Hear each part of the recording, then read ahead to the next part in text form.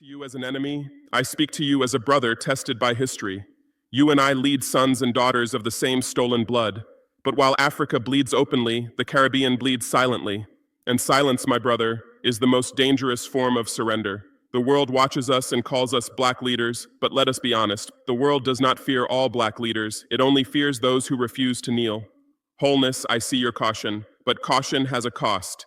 You choose diplomacy, forums, polite negotiation. You speak in the halls of the IMF, shake hands with Europe, walk carefully between Washington and London. But tell me this, what has caution ever given our people? Did caution free Haiti from debt? Did caution stop colonizers from draining Jamaican bauxite and resources? Did caution save Africa from French soldiers guarding our gold? No, caution builds careers. Courage builds nations. The West loves leaders who play safe.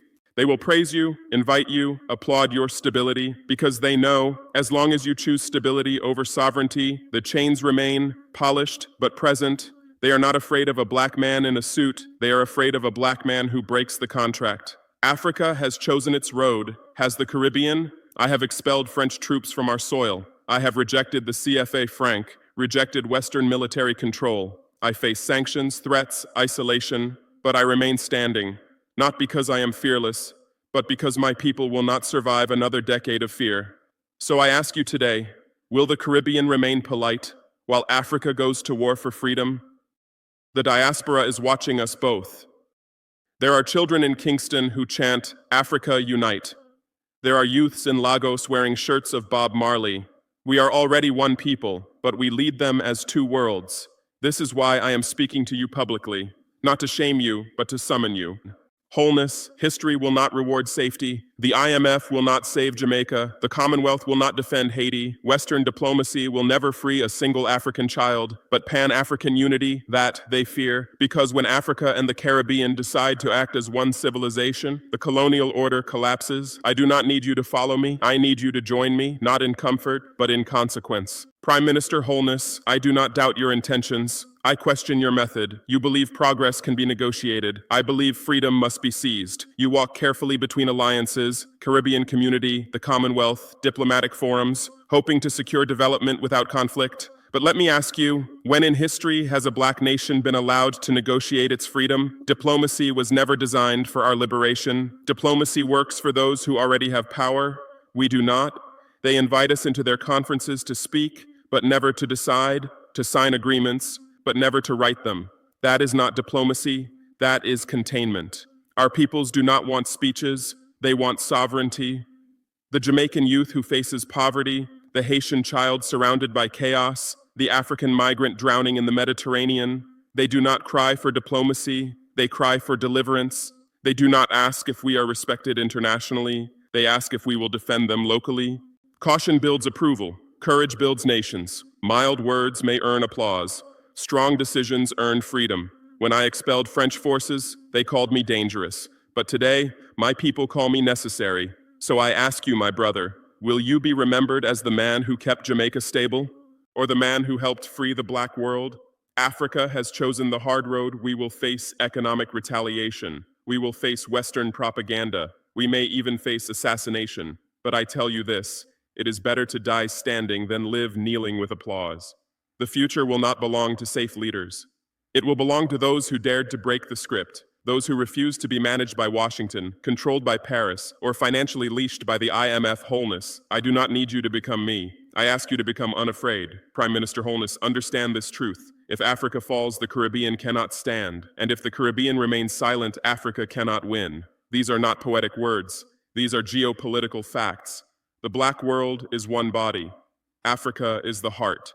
The Caribbean is the memory. Black America is the voice. Brazil is the blood. When the heart is poisoned, the whole body weakens. This is why the West isolates us. They deal with Africa alone, the Caribbean alone, Haiti alone, Jamaica alone, so we never realize we are one civilization. We have two choices, alliance or extinction. Look at Haiti, punished for daring to be the first free black republic. Look at Jamaica, rich in culture, poor in control. Look at Africa, wealthiest in resources, poorest in ownership. Separated, we are permanent victims. United, we become a global power bloc. The West understands this, do we? Why do they fear BRICS when Africa joins? Why do Western media panic when Africa and the Caribbean speak of alliances? Because they know a united black geopolitical geopolitical front would break their historic monopoly over power. Africa is taking position. Where is the Caribbean? I have closed the doors to French control. Mali, Niger, Guinea. We rise together. We are building Pan-African defense, currency, and economy. But what of Caribbean community? What of Jamaica? Will you remain strategically neutral while history demands commitment? This is not an African revolution. It is a Black Renaissance. We do not ask you to send armies. We ask you to send alignment. Stand with Africa publicly or remain spectators in a war that targets every African soul, whether in Port-au-Prince or Port Harcourt. Holness, the Caribbean must declare its side. Will you sit among Commonwealth leaders while they sanction Africa for seeking freedom? Or will you stand with us and say, when you face Africa, you face all of us? This is no longer about policy. This is about position. Africa has chosen freedom through fire. We are waiting to see if the Caribbean will walk through smoke or retreat into silence. We must confront a painful reality. Not every Black leader serves Black liberation. Some serve Western expectation, others serve political ambition, few serve African destiny. Leadership is no longer about managing economies. It is about choosing a side in the greatest struggle of our people. And neutrality in this struggle is betrayal. Black leaders who fear the West cannot free their people. A leader who asks permission from the IMF before making decisions for his people is not a leader. He is a local manager of foreign interests. A leader who avoids conflict to keep his diplomatic image is not protecting his people. He is protecting his seat. This is the difference between us. I risk my life. Too many risk only their reputation. The enemy does not want to eliminate Black people. They want to control Black leaders. Why do they invite you to G7 meetings? Why do they host you in Paris, London, Washington? Not because you are equal, but because they want to ensure you are predictable. They fear no speech at the UN. They fear a Black leader who can inspire action. History does not remember diplomats. It remembers decisions. Kwame Nkrumah was exiled. Thomas Sankara was killed. Patrice Lumumba was silenced, not because they failed, but because they succeeded in awakening Africa. The West fears Black unity, not Black governance. A message to you, Holness, and all others who hold office one day: you will stand before history, not Parliament. And history will ask, when Africa began to break its chains, did you stand with them, or did you stay silent? Do not seek to be remembered as a peaceful administrator. Seek to be remembered as a liberator. True leadership is not popularity, it is sacrifice. A leader must be willing to lose favor abroad to gain freedom at home. A leader must be willing to lose elections to win generations. Holness, I do not challenge your Blackness, I challenge your boldness. Because the future will not belong to those who played it safe, but to those who played for victory. Prime Minister Holness, before Jamaica speaks of strategy, before CARICOM speaks of diplomacy, Haiti must be remembered, because Haiti is not just a country, Haiti is the price of Black freedom. Haiti is the first to do what we still fear. Haiti did not negotiate independence. It took it. It did not ask France to recognize it. It forced France to fear it. Toussaint Louverture, Dessalines, they defeated the greatest empire on earth with no allies, no money, no mercy. They did what we still debate.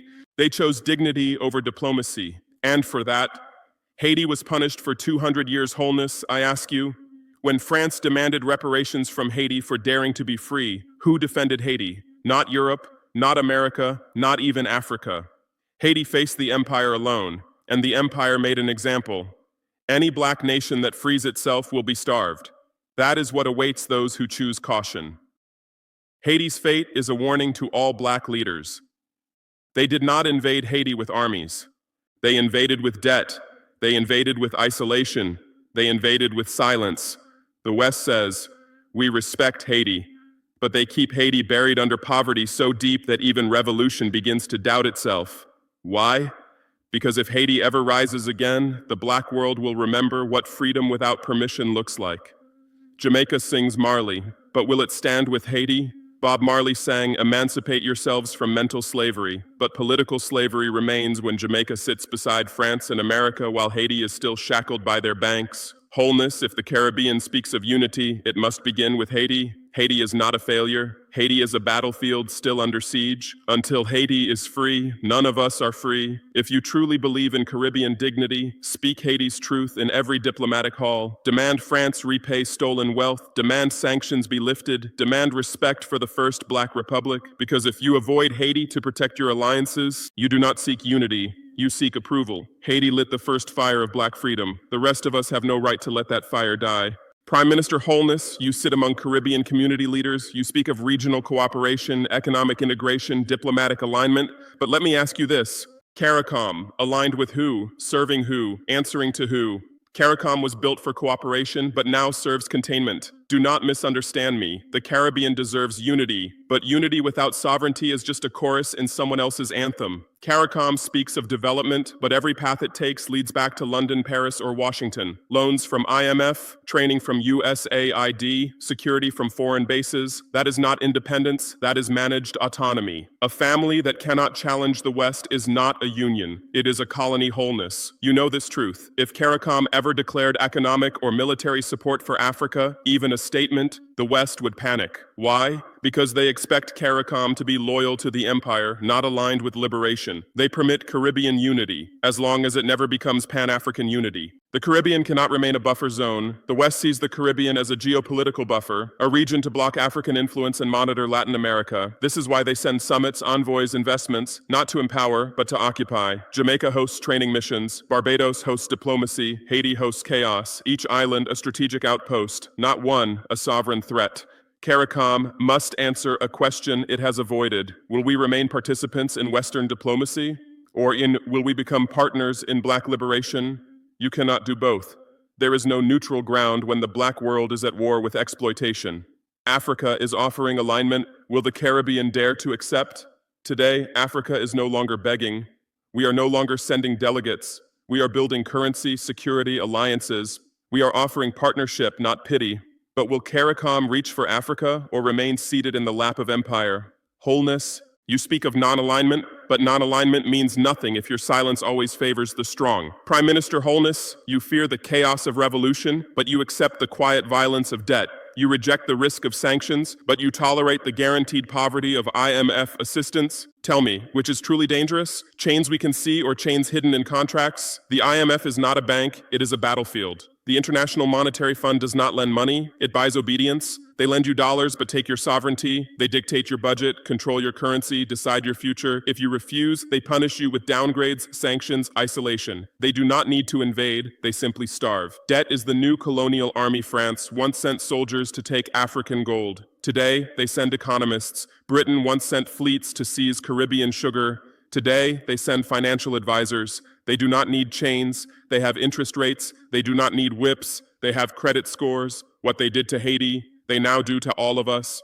Haiti paid billions to France for winning its freedom. Now Jamaica pays interest to the World Bank for loans that return to foreign companies. Africa exports minerals worth trillions, yet we borrow millions to buy back processed poverty. This is why I reject their aid. Aid is a rope, debt is a noose. Wholeness, the West offers you credit, but never control. They tell you it is safer to take loans than to build independent banks, safer to import food than to restore agriculture, safer to privatize land than to nationalize wealth, safer to obey than to be sovereign. You see, they do not fear Black poverty, they fear Black prosperity without permission. We must create a Black economic frontline, a Pan-African financial institution, a diaspora investment corps, a shared credit system protected from sanctions, a continental currency, born in Africa, backed by Africa, because until we control our currency, we will remain tenants in an economy built on our backs. True danger isn't rebellion, it is dependence. They tell you revolution will collapse your nation, but dependence already has. You fear economic retaliation? I fear economic slavery. We can survive sanctions. We cannot survive surrender. We speak often of land, gold, oil, but the greatest colonization today is not of resources, it is of reality. The West discovered something more powerful than chains, narrative. They no longer need to conquer our bodies if they can colonize our minds. Media is the new weapon. Culture is the new battlefield. They do not need armies to occupy a nation that worships their television. They do not need missionaries to convert a people who consume their values. They do not need slave ships for a people who enslave themselves through imitation. The Black image is managed by our oppressors. They show Africa starving, never Africa building. They show Jamaica in chaos, never in brilliance. They show Black America in crime, never in genius. They plant one message across the screens of the world. Black is struggle, white is stability, and even we begin to believe it. They took our land, now they script our lives, they decide who the world calls a revolutionary and who the world calls a rebel. They decide which artists become stars and which prophets remain unheard. They erased Garvey from textbooks but turned Marley into a tourist logo. They celebrate our rhythm but censor our rebellion. Holness, this is why your caution is dangerous. While you seek diplomacy through media, the media seeks to shape your diplomacy. They will praise you when you speak gently. They will crucify you when you speak freely. They do not fear your governance. They fear your message. Culture must return to the people, not the platforms we need. Black-owned broadcasting networks, Pan-African streaming platforms, films about real revolutionaries, not caricatures, music that teaches, not sedates, because until we control our stories, we will forever play roles in someone else's script. Remember this truth: the one who controls your memory controls your future. The one who defines your heroes defines your horizon. Our people do not suffer from a lack of strength. They suffer from a lack of story. Revolution does not begin with guns, it begins with narrative. Before any final word is spoken, there is a truth both you and I must bow to. Black liberation was never carried by men alone. It was carried by the women who refused to let our nations die. The black woman, the first revolutionary, long before parliament, long before presidents, there were mothers teaching resistance in whispers. She who held the infant as chains rattled, she who braided warnings into hair, she who sang codes of escape into lullabies. The first anti-colonial speech was not given in a hall, it was given on a mother's lap. Africa and the diaspora are held by her hands. It was women who hid revolutionaries in Haiti, women who carried rifles in Angola, women who marched in Soweto, who fed the Panthers, who protected Garvey's papers, who shielded Sankara's ideals. Even today, when our movements weaken, it is women who rebuild them from the ashes. And yet, we build nations that silence them. We ask her to carry revolt, but deny her the right to lead it. We take her labor, but silence her voice. We call her strong, only to leave her alone. This is not tradition. This is betrayal. No Pan-African future without black women in power. If Africa is to rise, if the Caribbean is to break chains, if the diaspora is to rebuild identity, women must not be invited. They must be included. We need women writing constitutions, women commanding media, women directing banks, defense, education, women shaping the culture of our children, not behind us, beside us.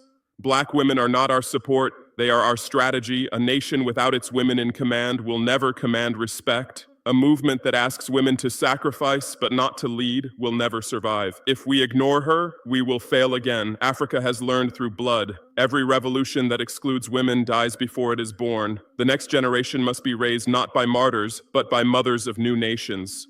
Equipped with power, not memory. Our liberation will not be complete until black women walk not behind our armies, but before our assemblies. Prime Minister Holness, brothers and sisters of Africa, children of Haiti, Jamaica, Brazil, Harlem, Congo, we have reached the end of words. Now begins the age of decisions. The time for speeches is over. The time for strategy has arrived. We stand at the edge of a new world. Ahead of us are two futures, one where we remain polite, divided, indebted, celebrated abroad, powerless at home. The other, where we choose unity over applause, sovereignty over diplomacy, destiny over comfort. That future will not be given, it must be forged. We will not beg history to remember us. We will force it to by building what it has never seen, a world where Africa is the heartbeat of global power. The Caribbean is the voice of rebellious memory. Black America is the architect of innovation. Brazil is the anchor of resistance.